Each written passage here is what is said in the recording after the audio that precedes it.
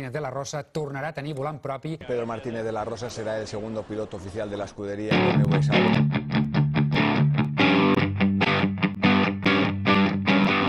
Feel the sadness burning in my heart. You left too early, final love.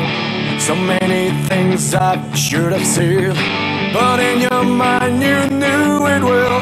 Holding on to what I gotta love, but things still seem so dark and cold. The fire burning down my happiness, but I will rise.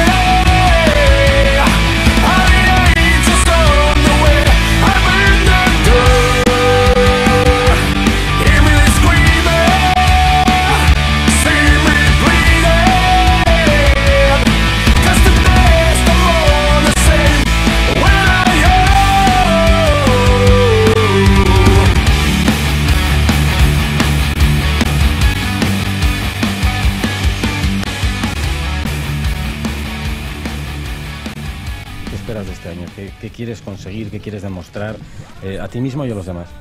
Bueno, yo no vengo a demostrar absolutamente nada a nadie, ¿eh? O sea, yo no vengo aquí para demostrar ni para sacarme una espina ni cosas que se han dicho, yo vengo aquí a divertirme. Tengo ganas de pasármelo bien, Antonio, no es que no me lo pasara bien con vosotros, pero como piloto pues me vuelvo a sentir piloto, puedo exprimir, puedo entrenar físico con un objetivo, puedo montarme en el coche pues con un objetivo claro, ¿no? Que es sacarle, arañarle unas centésimas a cada curva, ¿no? Que eso es lo que yo he querido siempre, ¿no? ¿Per què seguiu el Pedro? Sobre todo porque es una persona increíble. O sea, no tiene nada que ver con lo que ves, es mucho más. Lo estaba hablando ahora con un amigo personal de Pedro, que además es vecino. Me decía, es que en la tele parece que es una buena persona, pero es que la realidad es mucho mejor. Y bueno, como piloto también es muy bueno.